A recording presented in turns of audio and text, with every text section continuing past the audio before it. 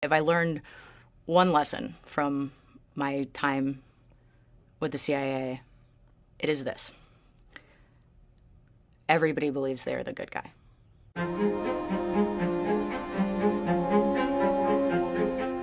I was an officer with the CIA clandestine service and worked undercover on counterterrorism and intelligence all around the world for almost 10 years.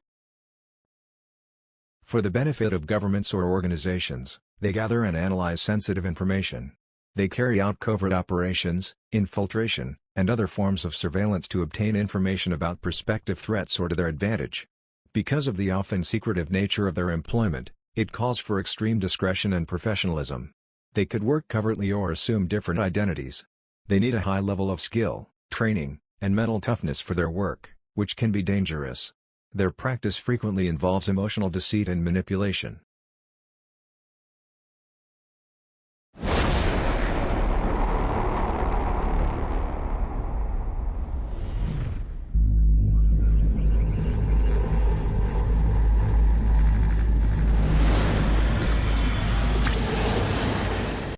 On September 22, 1980, Amaryllis Hope Fox was born in New York. Amaryllis was raised in both London and Washington, D.C. She started school at the National Cathedral School in Washington, D.C. when she was 8 years old and completed her education at the American School in London. This was before her 2002 graduation from her undergraduate program at the University of Oxford. The Pan Am plane bombing in the Lockerbie, Scotland disaster had international repercussions, and Colonel Muammar Gaddafi's Libyan regime was the first to be blamed for planning the attack. This tragic event largely pertains to Amaryllis Fox's friend Laura's passing. Since then, Amaryllis has become motivated to seek out the perpetrators of Laura's plane bombing and exact revenge on them. American writer Daniel Pearl, who in 2002 oversaw the Wall Street Journal's South Asia Bureau in Mumbai, India, was an early idol of Amaryllis Fox. He arranged to meet Sheikh Mubarak Ali Gilani, the leader of a Pakistani Islamic organization, and left on January 16 of the same year for Karachi, Pakistan. Daniel Pearl was interested in finding out how closely related that group was to Richard Reed, a man with a British mother and a Jamaican father who was detained on December 22, 2001, while attempting to blow up an American Airlines flight between Paris and Miami. On January 23, Daniel Pearl was arrested by members of an al-Qaeda-linked group who believed him to be an American spy. They prevented Pearl from meeting Sheikh Mubarak Ali Gilani and linked his release to the release of a number of Pakistanis detained by the United States of America in the framework of the war on terrorism. Other demands made by the kidnappers include the payment of the ransom and the completion of the sale of US F-16s to Pakistan. 6 days after Daniel Pearl was kidnapped, the kidnappers killed him because they gained nothing from their demands. Only a few months had passed since the attacks of September 11, which targeted the Twin Towers of the World Trade Center in Manhattan in New York, and the Pentagon in Washington. Those incidents affected Fox, and others were effective in their course. Amaryllis Fox claims that the CIA made an attempt to recruit her when she was a student at Oxford University, but she turned down the offer. She finally accepted the offer following the September 11 attacks and the murder of journalist Daniel Pearl. When she joined the CIA, she was 21 years old. She was working on a master's degree at international conflicts and terrorism then. Fox's thesis included a system of algorithmic solutions she developed to locate terrorists. It is obvious that this is what prompted the CIA to recruit her once again. However, Amaryllis Fox's exploits started before the CIA hired her. She was able to travel to Burma in 1999, when she was still under the age of 19. And conduct a secret interview with opposition leader and regime dissident Aung San Suu Kyi. While she was under house arrest, there was a rising amount of interest in this woman in the West. The Western media has consistently featured Aung San Suu Kyi's name in their coverage. In 1991, she received the Nobel Peace Prize. The Burman authorities consistently thwarted attempts by the Western media to secure an interview with her.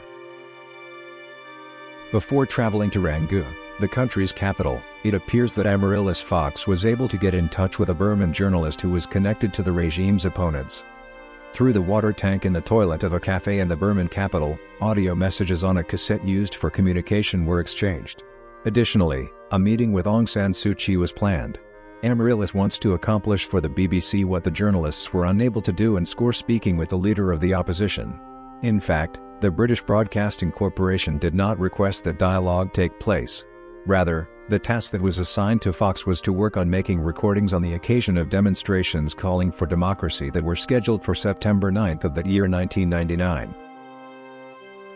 Young American journalist, Fox, was allowed entry since she was not traveling as a journalist to Burma. The regime men did not prevent her from going inside Aung San Suu Kyi's home since they did not discover that she was carrying a recording device. Together with that dissenting journalist, she had planned everything.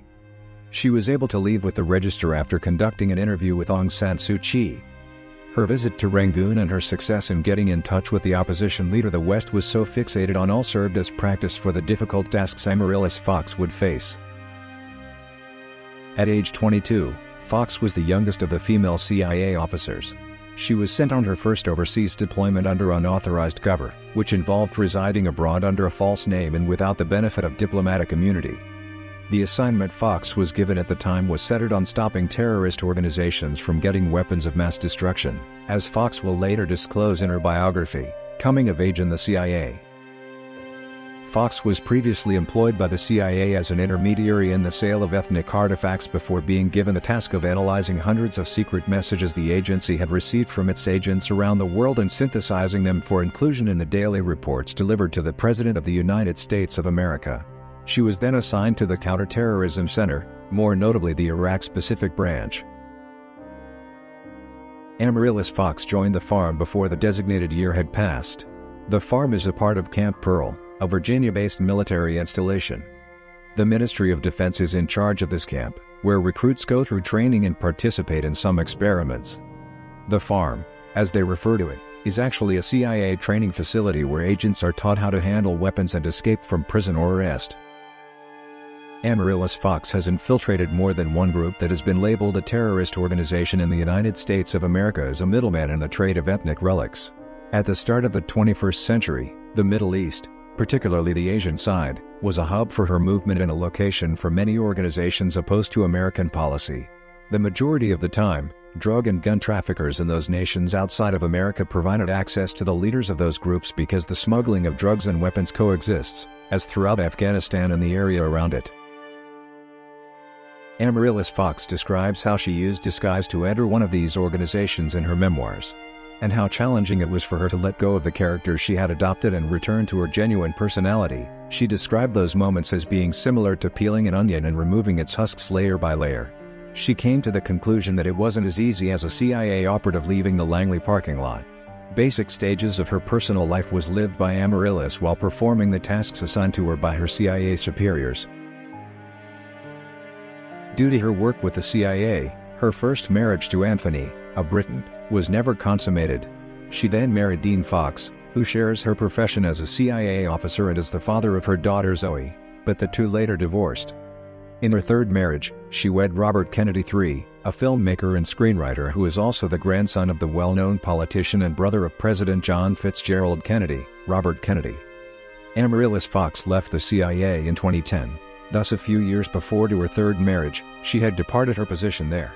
As the host of a crime program on Netflix, she entered the public eye once more. In her memoirs, Coming of Age in the CIA, she discussed the operations she took part in during the 10 years she worked as a CIA operative in the Middle East and Asia. Since Amaryllis Fox initially released her memoir, there has been a lot of controversy around her. She received harsh criticism from the media and her retired CIA officers. Amaryllis Fox had been submitted her memoir's manuscript to publisher Knopf Doubleday, bypassing the CIA Publications Review Committee. They described this as a violation of the Charter for the Preservation of Secrets, which was signed by all American intelligence personnel. Those who criticized Amaryllis argued that she had deliberately bypassed the Publications Committee of the Central Intelligence Agency in order to avoid the delay in obtaining the committee's approval for publication.